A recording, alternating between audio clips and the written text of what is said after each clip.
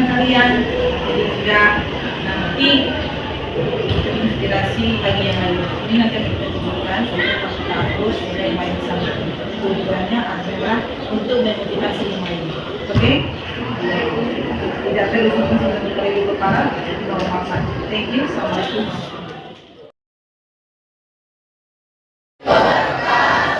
Iya, apa kabarnya hari ini anak-anak? Alhamdulillah. Baik semuanya ya. Di rumah sudah belajar kan tadi malam kan? Iya. Nah hari ini kita bertemu kembali dalam pelajaran biologi.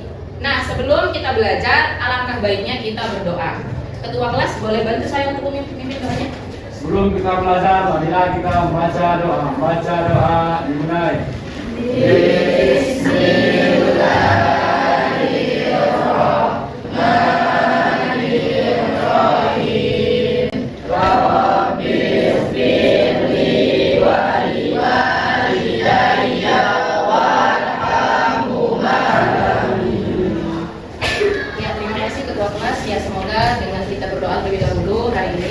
Dapat menerima pelajaran dengan baik dan menjadi berkah untuk kita semua. Amin. Nah, sekretarisnya mana? Sekretaris ada yang tidak datang hari ini kah? Sahat, kenapa sahat? Oh iya sakit, terus sahat mana? Lambat mungkin ya. Iya, nah kita doakan ya Aulia semoga segera sembuh dan bisa berkumpul dengan kita lagi di sini untuk melakukan proses pembelajaran. Coba dilihat dulu di bawah mejanya ada nggak sampah-sampah? Kalau ada sampah boleh dibuang keluar. Jadi kalau misalnya kelasnya sudah rapi, bersih, belajar akan menjadi lebih nyaman. Ada? Ada udah bersih ya? Ada Rita? Nggak ada, berarti sudah bersih ya. Oke. Nah, saya mau tahu dulu perasaan kamu pagi hari ini. Senangkah, galaukah, sedih, atau seperti apa? Jadi saya harus tahu dulu perasaan kamu untuk belajar biologi ini gimana, ya supaya nanti pelajarannya bisa berjalan dengan lancar dari awal hingga akhir. Nanti saya kasih kamu sticky note ini, silahkan tuangkan perasaan kamu di sini. Saya kasih waktu 3 menit. Kalau sudah silahkan enter di sebelah sini. Paham?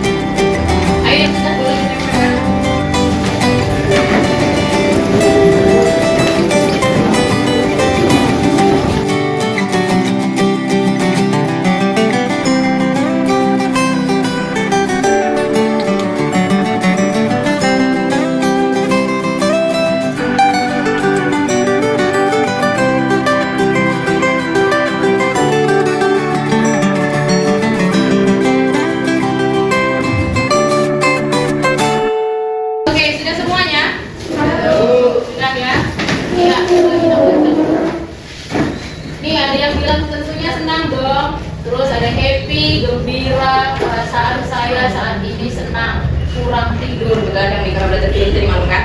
Ya. Kemudian good mood, ada juga lagi senang belajar. Nah ya, jadi nanti juga ada refleksi di akhir pembelajaran, kita lihat yang gugup dan yang gelisah, masih gelisah atau enggak ya?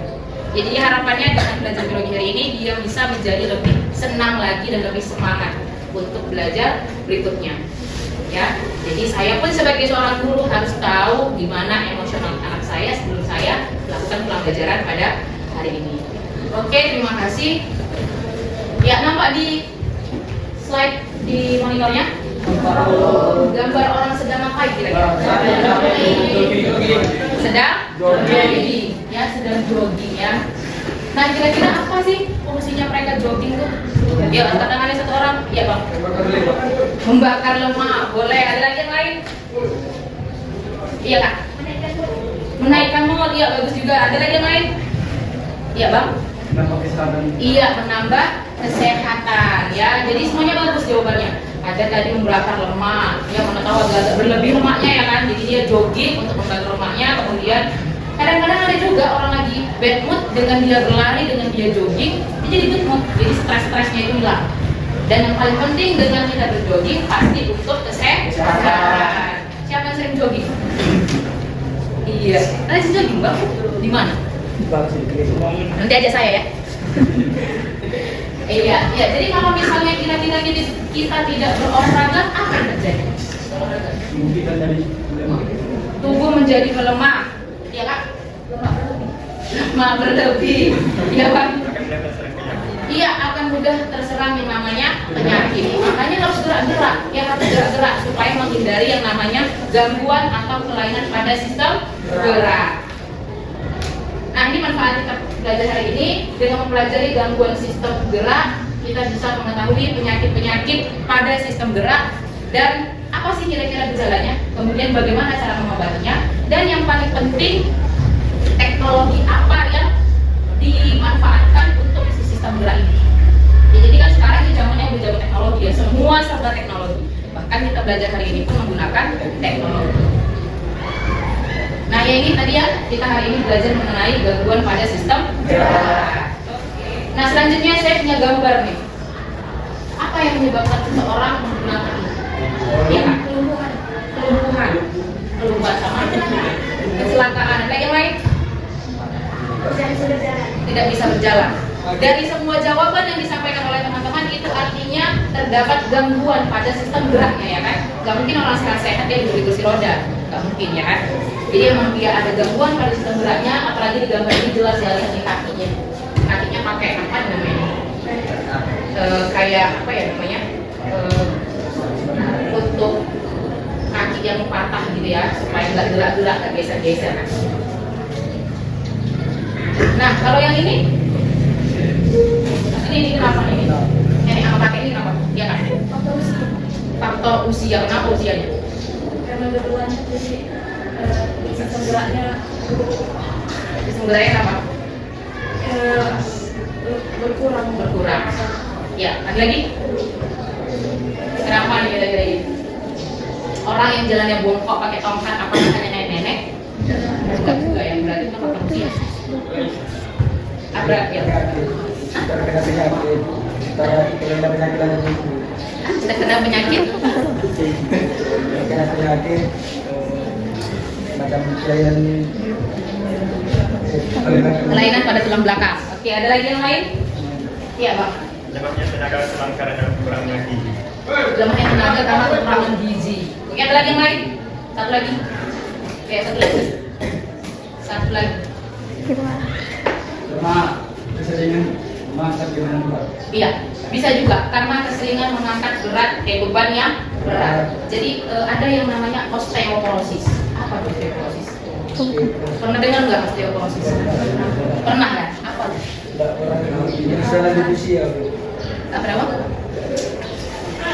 Penyakit tulang untuk orang yang lanjut Usia. Ya, jadi adanya pengeroposan tulang, ya pengeroposan tulang. Jadi dia jalannya bongkok kayak gini kan? Iya. Nanti ini ya kita pelajari lebih lanjut kepada RKPD yang akan kita kerjakan. Nah, lalu apa hubungannya dengan materi kita yang minggu lalu?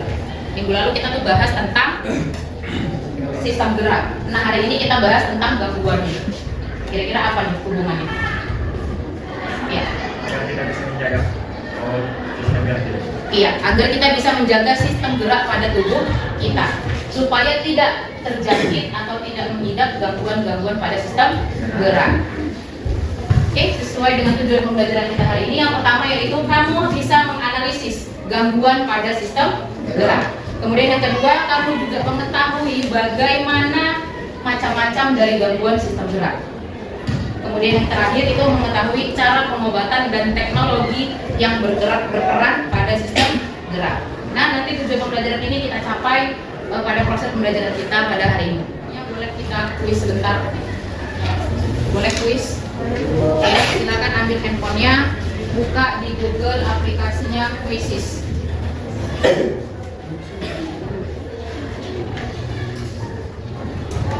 Oke, ini kodenya. Ini kodenya. 8 826651. Mana nggak bawa handphone? Ada lagi nggak bawa handphone?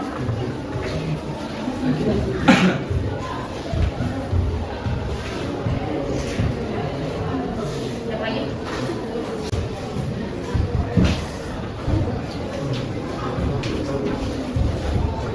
Oke, udah. Baik, kita mulai ya.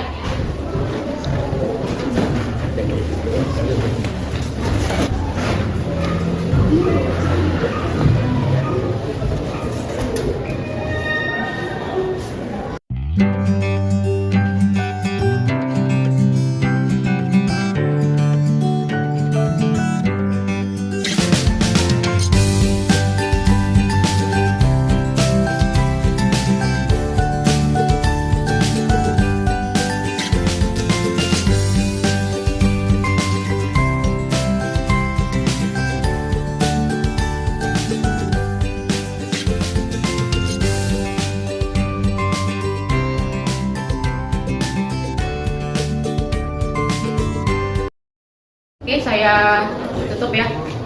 Berarti akan tertutup otomatis kuis kalian.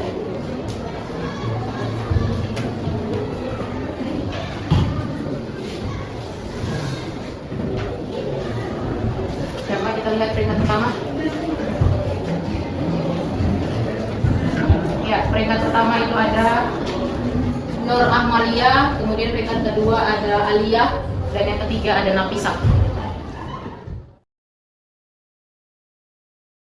Ini saya punya video, silakan dilihat.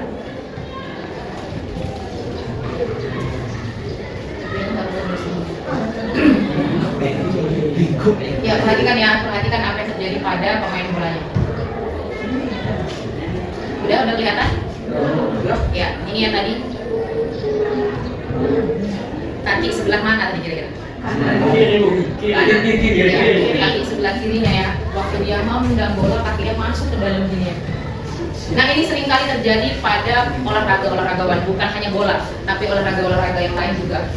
Ya, karena kurang kehati-hatian atau saking semangatnya dia melakukan olahraga sehingga mengakibatkan cedera. Ya, cedera. Kalau sudah cedera seperti ini, ya lama pemulihannya. Ya kan, harus dioperasi dulu, harus diobati dulu sampai dia benar-benar sembuh dan bisa melakukan olahraga kembali. Nah, dari sini saya punya pertanyaan yang akan kalian pecahkan, yang akan kalian temukan solusinya nantinya pada diskusi kelompok. Ya, tadi dijawab ya, tadi pada video tersebut ya, adanya terjadinya cedera pada pemain bola. Kemudian jaringan apa saja yang mengalami kelainan pada sistem gerak tersebut?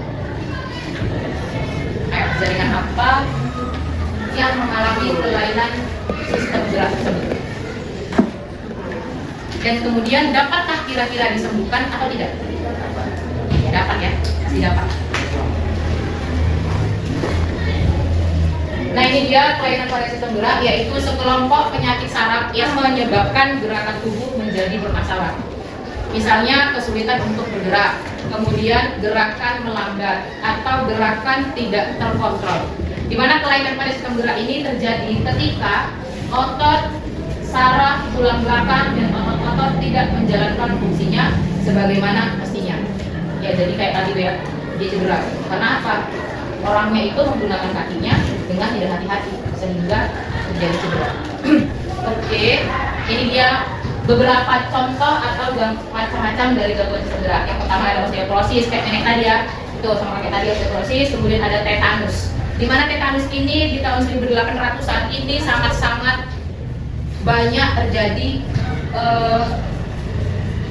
terkena oleh masyarakat yang pada saat itu, bahkan mengakibatkan kematian massal.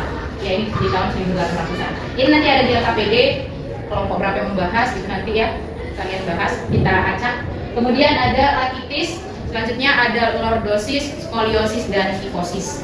Ya, ini. Oke, selanjutnya kita akan diskusi kelompok. Sudah ada kelompok yang masing-masing kan? Ya. Kelompok 1 boleh di sebelah sini, kelompok 2, kelompok 3, 4, 5, dan 6.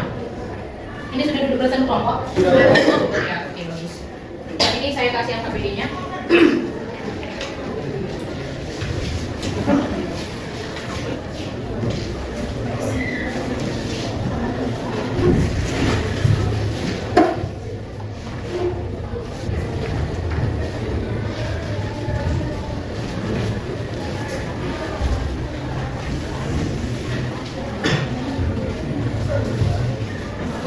menerima LKPD-nya? Udah ya.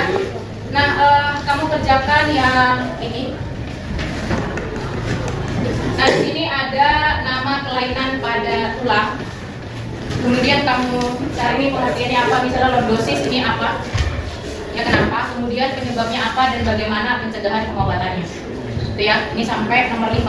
Kemudian lembaran yang berikutnya, ini ada saya kasih artikel atau video, kamu boleh scan barcode-nya dari handphone kamu, atau kamu boleh dari link ini, ya dari link ini. Selanjutnya di sini ada beberapa pertanyaan yang harus kamu buat pada Canva kamu.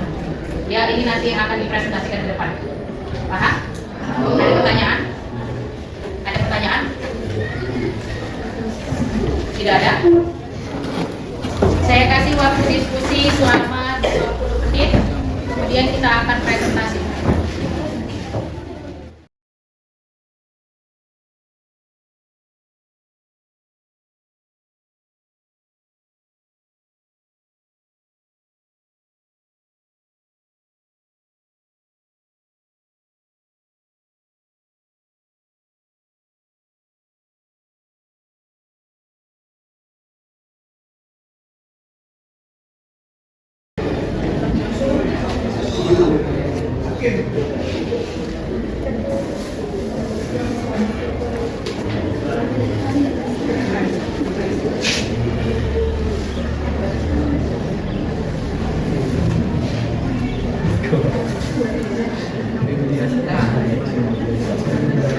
Nah, di sini sudah ada nama kamu semua. Nanti akan dipilih melalui spin wheel. Siapa namanya yang terpilih, silakan maju ke depan. Kemudian peragakan yang saya tunjuk di sini. Tugas yang dulu adalah menjawab atau menebak apa kira-kira yang sedang diperagakan. Paham? Paham. Ya, siapa kira-kira?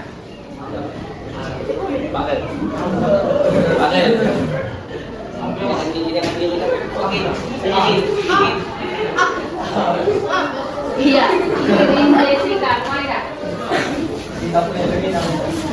Sebenarnya enak ya, agak enak itu ini. Bisa? Bisa? Bisa kan?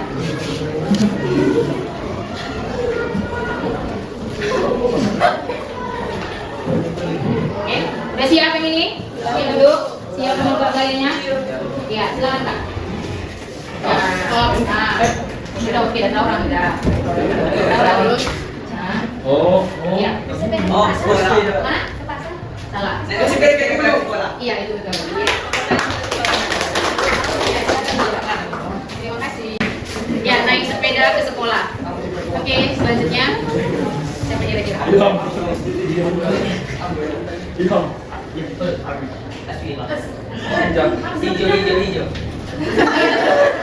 Ada Natur.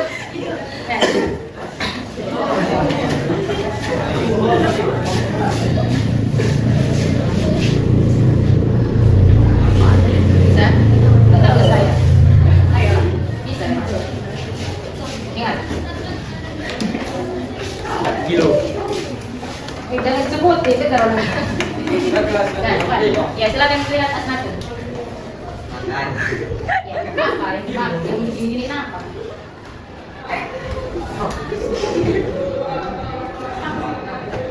Bukan kaki, bersama. Alah, ada lagi yang lain kok. Makan apa?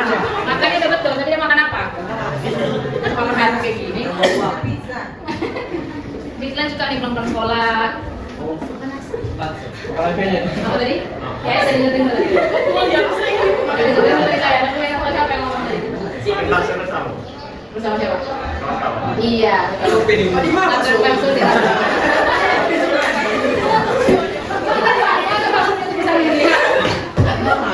Betul lagi nanti kita semangka katanya kan. Oke, satu lagi ya. Jadi karena kita bisa bergerak, maka gamesnya yang gerak-gerak ya. Oke, satu lagi. Ada yang cowok ini ya. Nah, apa lagi? Iya. Cowok ini. Iya. Ada yang gimana kak? Ayo sini, satu lagi.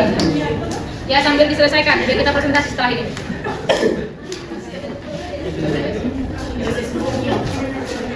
Ini dua kata ya, dua kata. Ya, Bisa kan? Bisa tahu saya. Ciri-cirinya silakan orang kita tahu. Oke, silakan. Udah lihat sini ya. Kayak mana? Ini kayak mana? Kalau ini kamu kayak mana? Ini kamu ini kayak mana? Enggak, peragakan kamu aja. Kamu kalau lagi ini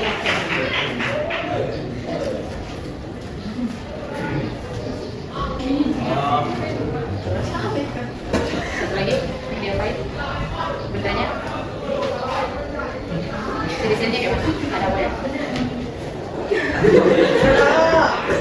Dia kayak gini-gini, rambutnya kayak gini, rambutnya kayak gini. Apa lagi? Bandingnya yang sama. Salah. Bener kan imajinasi kalian yang udah kasar. Jadi kayak gini kan ya. Dingin, Real Madrid. Ada lagi, salah ya. Masih salah ya. Ada lagi? Lagi di puncak. Salah, kamu kayak di puncak. Dia kan sedang melakukan. Paling nggak baik apa yang saya kamu aja. Ya kamu kalau sendiri.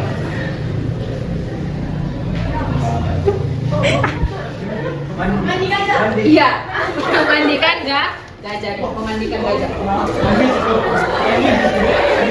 Karena dia udah bilang gini tadi kan cuma gajah yang ada ini ya, belalainya. Tadi dia membilangkan kuping gajah besar kayak gini, kita nggak tahu ini dia tadi. Kuping besar, nggak tahu. Iya, kan gajah identiknya dengan kuping besar dan belalai ada. Ternyata waktu dibilang kuping besar, nggak tahu ya. Waktu digini kan baru tahu. Biasanya mandi lagi gini kan. Udah saya bilang kak yang biasa aja. Oke ya, ini sekedar ice breaking supaya refresh setelah tadi melakukan diskusi kelompok. Sudah siap semuanya kan? Ya, sudah dikirim juga melalui WA saya. Sekarang kita acak siapa yang akan melakukan presentasi. Ya kita ambil 2 orang untuk presentasi hari ini.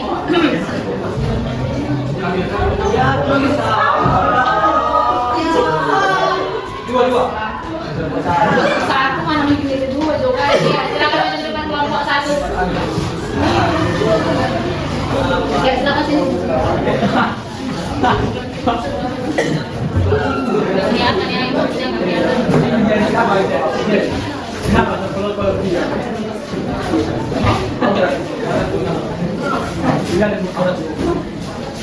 Memang begini lukisan yang dibuat sama pelukisnya. Iya, aurat dia, aurat. Mending yang lukisan nggak pakai apa tergilat. Ya jadi ini keadaan waktu di tahun 1800-an ya, yang dimana pada saat itu satu wilayah itu banyak terjangkit tetanus sampai diabadikan oleh seorang pelukis. Ya silakan kak. Sini satu boleh pada.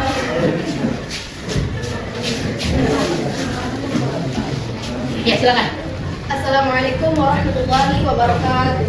Waalaikumsalam warahmatullahi wabarakatuh. Kami dari kelompok 1 ingin mempresentasikan hasil presentasi kami yang berjudul tetanus. Sebelum itu, perkenalkan nama saya Artijar Tanjung. Di sebelah saya Perkenalkan nama saya Rin Jessica Gajah. Nafisa Sausan Raksa. Aku selalu ditelayu di sini. Oke, selanjutnya identitas masalah akan dijelaskan oleh teman kami Agus Laudin. Karena teman kami silakan. Rumusan masalah yang pertama yaitu bagaimana jika lingkungan mengakibatkan perkembangan bakteri Clostridium penyebab tetanus. Analisis masalahnya yaitu Clostridium adalah bakteri anaerob yang tumbuh dan berkembang biak di lingkungan yang memiliki sedikit oksigen dan lingkungan yang memiliki bersifat asam atau pH rendah. Rumusan masalah dan analisis masalah kedua akan dijelaskan oleh teman kami dari Kaila. Pada teman kami persilakan.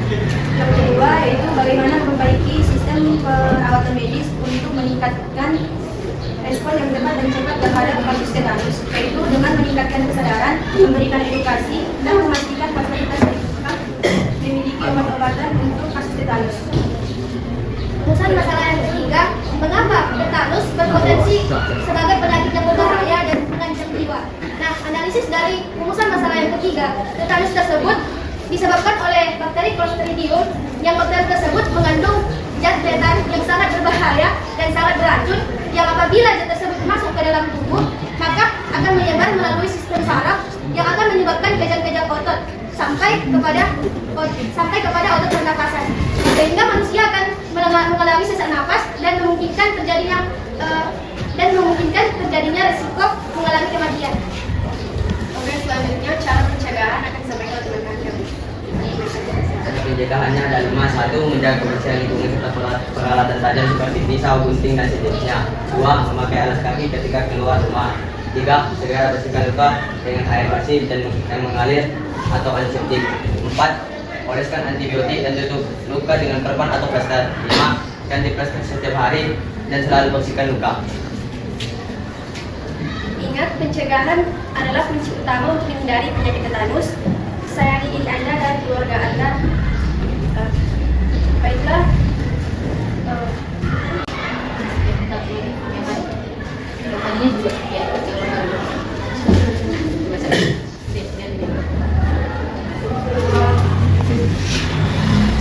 Nama kelainan lordosis pengertian, yaitu lordosis adalah punggung bawah melengkung ke dalam. Penyebabnya yaitu disebabkan oleh osteoporosis, banyak terjadi pada orang yang sudah berusia lanjut. Pencegahan pengobatannya yaitu melakukan beberapa latihan untuk menjaga postur tubuh dan kesehatan tulang belakang yang baik. Yang kedua adalah kifosis, yaitu kifosis adalah kelainan tulang belakang yang membuat postur tubuh terlihat bengkok ke belakang secara tidak normal. Penyebabnya disebabkan oleh postur tubuh yang salah. Pencegahannya dengan mempertahankan postur yang baik, memperkuat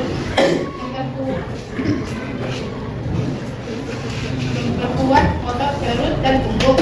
Yang ketiga, skoliosis, yaitu salah satu kelainan bengkok tulang belakang, yaitu Selanjutnya kami akan meminta tanggapan kepada kelompok 2. Silakan. Assalamualaikum warahmatullahi wabarakatuh. Kami dari kelompok 2 ingin memberikan sedikit tanggapan kepada kelompok 1. Sebelumnya kami mohon maaf. Representasi kelompok 1 memang sudah baik, tapi untuk moderator kurang power sedikit dan kurang semangat. Dan untuk kawan kami Agus tadi dia tidak memahami. Sebelum kita presentasi minimal kita harus membaca apa yang harus kita presentasikan itu, dan kalaupun tadi Agus membaca jangan terlalu monoton matanya untuk membaca, dan walaupun sudah membaca tapi tetap terbata-bata. Semoga kedepannya agar bisa lebih baik lagi. Sekian dari saya. Assalamualaikum warahmatullahi wabarakatuh. Waalaikumsalam. Terima kasih atas tanggapan dan kritikannya kepada kelompok kami. Semoga kelompok kami akan menjadi lebih baik ke depannya ketika presentasi selanjutnya.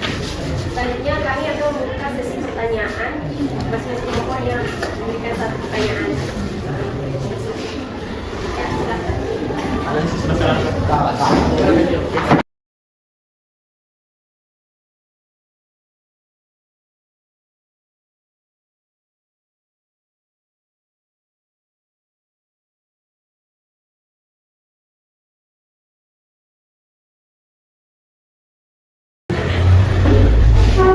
Baik, ada lagi yang bertanya? Silakan. Assalamualaikum warahmatullahi wabarakatuh. Perkenalkan, kami dari kelompok 4 dengan bertanya, apakah tetanus dapat menular dan apa penyebab terjangkitnya tetanus? Terjangkitnya. Apakah menular dan apa penyebab terjangkitnya? Oke, satu lagi boleh? Ya. Waalaikumsalam warahmatullahi wabarakatuh. kami dari kelompok 5 dalam otot yang bertanya kepada tetanus. Bagaimana ciri-ciri orang yang menderita penyakit tetanus? Tetanus ini dapat menular pada tubuh orang. Ya, ciri-ciri tetanus yang terkena tetanus seperti apa dan penularannya seorang itu melalui apa? Bisa dijawab sekarang? Ya, silakan. Yang mana? Baiklah, saya akan mencoba menjawab dari pertanyaan dari kelompok 2. Sebutkan ruangan atau tempat di bumi yang memiliki sedikit oksigen. Nah, tadi kan di poster kami tersebut, kami mengatakan kalau bakteri Clostridium penyebab tetanus tersebut banyak ditemukan di lingkungan yang memiliki sedikit oksigen dan berasam pH rendah. Nah, contoh lingkungan yang ada di bumi yang memiliki sedikit oksigen itu adalah di daerah pegunungan. Itu yang pertama. Yang kedua, di goa dan di terowongan yang dalam, yang jauh dari permukaan bumi. Nah, itu kan akan menyebabkan oksigen sedikit masuk ke dalam goa dan terowongan tersebut. Yang ketiga, dasar laut yang dalam. Nah, itu itu di dasar laut yang dalam itu akan memiliki sedikit oksigen. Yang keempat, nah itu di tempat lingkungan industri atau pabrik-pabrik karena banyak bahan-bahan kimia yang menyebabkan oksigen pun akan semakin berkurang di tempat tersebut seperti di pertambangan. Dan yang kelima, di sekitar kawah-kawah vulkan. Apakah kelompok saudara memahaminya? Ya, kami terima kasih. Tetanus ini juga dapat menular pada tubuh melalui luka terbuka di kulit. Misalnya, lukanya terkontaminasi tinja, tanah, debu, dan air liur. Yang kedua yaitu luka tusuk akibat benda yang tajam.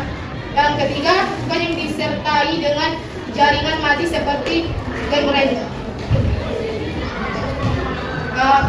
Apakah kelompok 5 dapat menerimanya?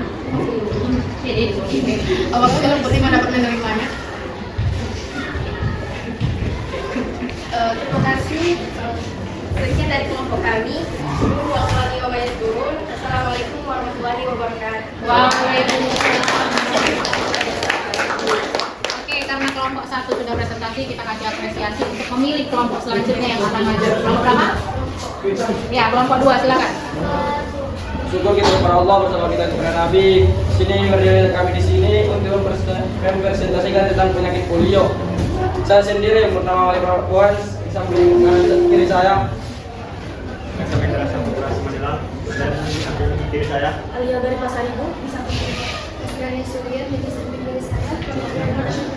Sebelum kami masuk kepada presentasi kami akan membacakan tentang materi yang kami diskusikan tadinya. Kepada kami persilakan. Lordosis, pengertian kelainan sistem gerak yang menyebabkan punggung bagian bawah melengkung ke arah dalam, tepatnya arah bokong.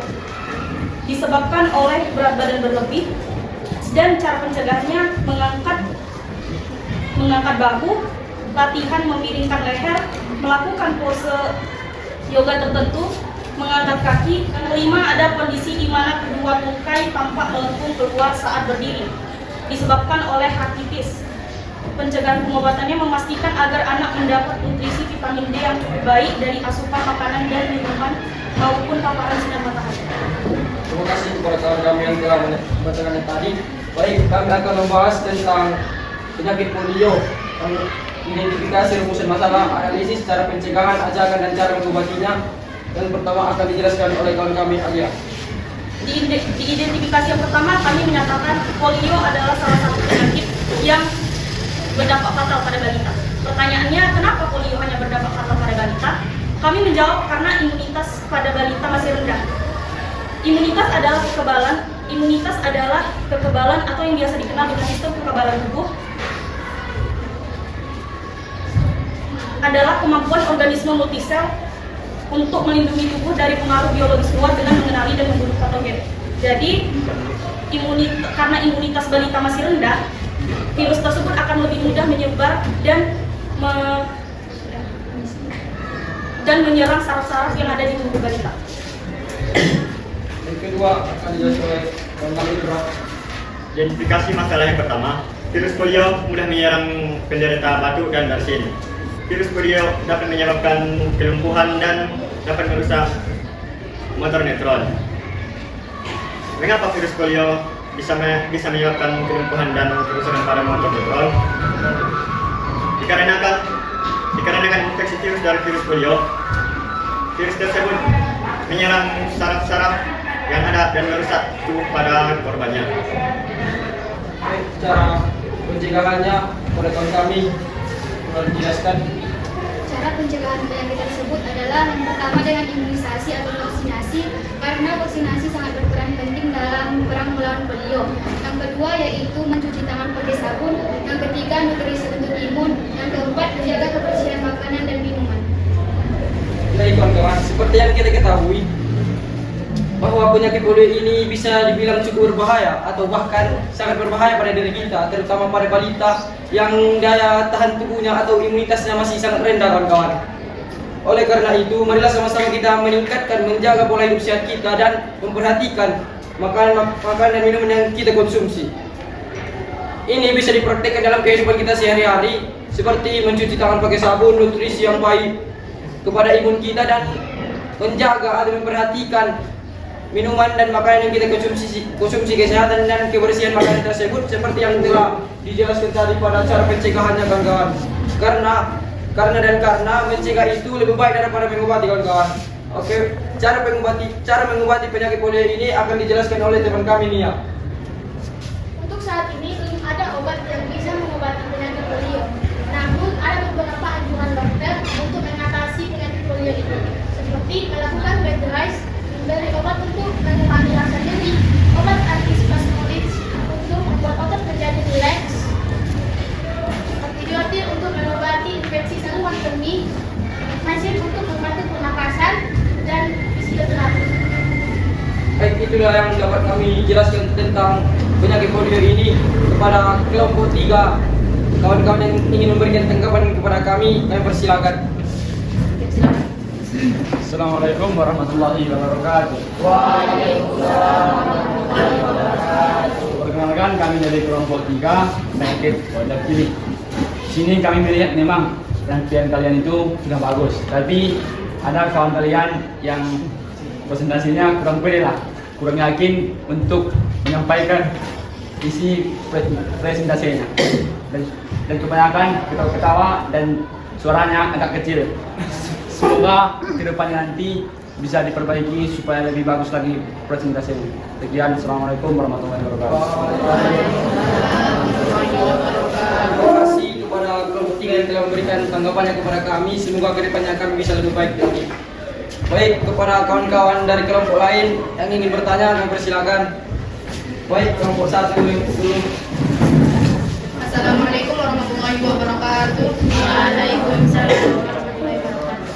Perkenalkan, saya Rindu Jessica Gajah dari kelompok 1. Kami ingin bertanya, apakah ada resiko atau efek samping jika anak mendapatkan imunisasi lebih dari anjuran? Pertanyaan yang kedua. Assalamualaikum warahmatullahi wabarakatuh. Waalaikumsalam. Kami dari kelompok 3, kelompok 4 ingin bertanya, jika saat kecil tidak imunisasi, apakah saat besar akan terjadi polio?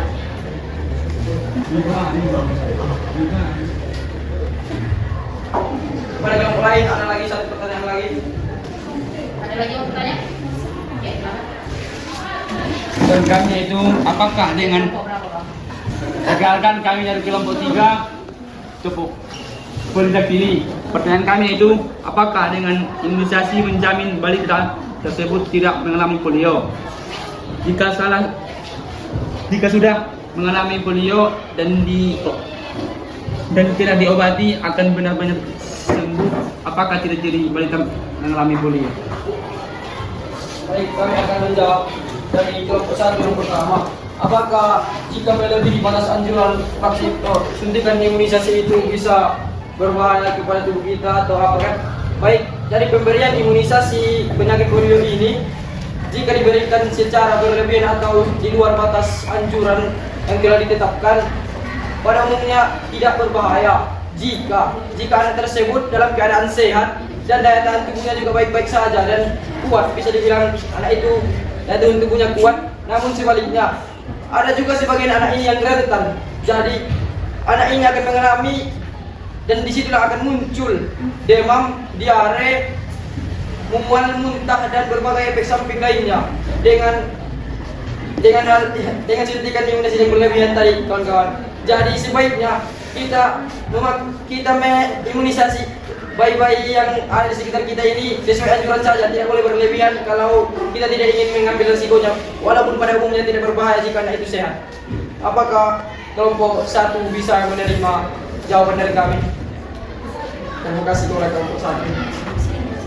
Baik, pada kelompok 3 menjawab. Selanjutnya saya akan menjawab pertanyaan dari kelompok 3 dan kelompok 4.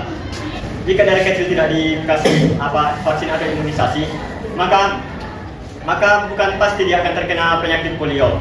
Tapi jika sudah kena satu kali atau virus tersebut sudah kena kepadanya, sudah dijangkiti maksudnya kan, maka akan dapat dengan mudah merusak sel-sel yang ada dalam tubuh dan merusak organ tubuh penggunanya.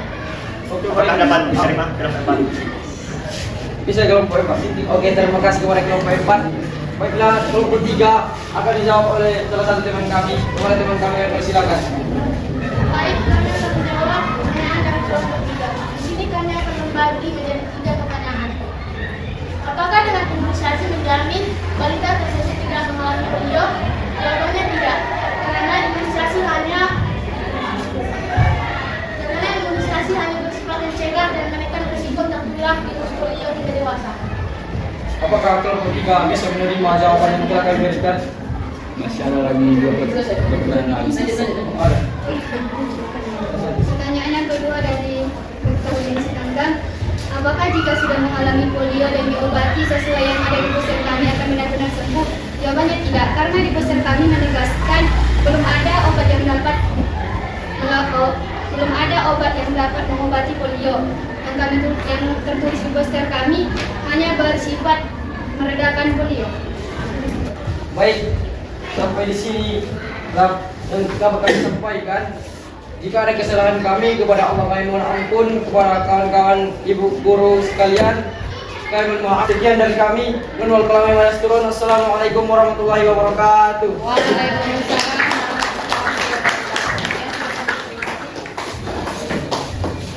Ya baik, terima kasih kepada kelompok yang sudah presentasi hari ini. Jadi kita 2 kelompok dulu, minggu depan kita lanjut ke kelompok yang berikutnya. Nah, jadi sedikit evaluasi untuk tugas yang sudah dilakukan dan presentasi yang sudah dilakukan. Jadi seperti yang sudah dikatakan oleh teman-teman lainnya, ya masih ada sedikit grogi, kemudian memang belum dipahami secara penuh apa materi yang sudah kamu diskusikan atau materi yang sudah kamu rancang bersama dengan teman-teman. Jadi harapannya nanti juga ke depannya kalau ada tugas seperti ini dan presentasi bisa menjadi lebih baik lagi, tidak grogi. Ya, nah, karena di sini sifatnya kita belajar, tidak ada yang salah. Kalau salah maka guru yang akan meluruskannya. Seperti itu. Nah, kemudian dari apa yang sudah dipresentasikan baik itu mengenai tetanus maupun mengenai polio, ini adalah gangguan-gangguan dari sistem gerak, ya, yang mana ini sifatnya sangat-sangat berbahaya sampai mengakibatkan yang namanya kematian. Seperti itu.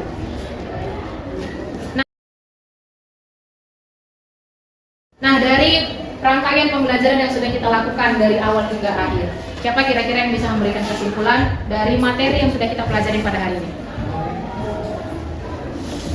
Ayo, iya silakan. Ya, diri. Apa kesimpulannya? Terkena masalah eksamen terasa pula, kesimpulan yang dapat saya ambil agar kita lebih dapat memahami dan mewaspadai tentang penyakit-penyakit tersebut. Oke, terima kasih. Oke, ada lagi yang mau memberikan kesimpulan? Kesimpulan yang dapat kita ambil yaitu dalam pembelajaran ini yaitu kelainan pada sistem darah itu disebabkan oleh berbagai faktor seperti faktor genetik, infeksi, dan kerusakan pada otak. Ya, terima kasih teman-teman. Ya, jadi dengan kita mempelajari materi hari ini, harapannya kalian itu mampu menjaga pola hidup dan menerapkan atau menghindari yang namanya hal-hal yang mengakibatkan kelainan atau gangguan pada sistem gerak. Jadi tidak usah melakukan gerakan-gerakan yang berlebihan dan hati-hati pada saat akan melakukan gerakan-gerakan seperti berolahraga, menari, dan lain-lain sebagainya. Waspada dengan lingkungan yang ada di sekitar, karena kita nggak tahu dari mana penyakit itu akan muncul dan akan menyerang tubuh kita. Dan yang paling penting adalah menjaga sistem imun, karena ketika sistem imun seseorang itu rendah, maka penyakit akan mudah masuk ke dalam tubuh kita dan mengakibatkan penyakit-penyakit yang tidak diinginkan. Oke, untuk mengakhiri sebelum materi kita hari ini, kita akan melakukan refleksi. Silakan ambil handphonenya dan ketikkan di Google menti.com. Silakan masukkan kodenya itu 28305225.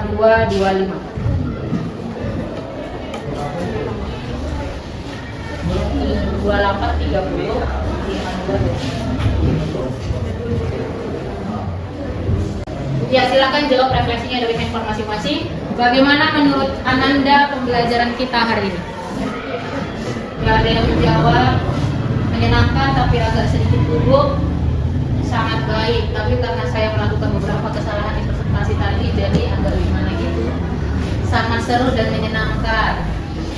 Menurut saya pembelajaran ini sangat bermanfaat karena bisa meningkatkan kepercayaan dan kepekaan kepedean terutama dari ibu saya. Pelajaran hari ini sangat seru, senang. Dari pelajaran ini juga bisa menambah pengetahuan kita lebih banyak. Menurut saya pelajaran hari ini sangat baik dan menambah wawasan kita untuk mengetahui tentang sistem gerak, gangguannya, penyebabnya, dan cara pencegahannya. Oke, pertanyaan yang kedua sama ya dia masih yang tadi. Bagaimana perasaan Anda saat ini setelah pembelajaran biologi? 2 kata aja yang nggak usah banyak-banyak.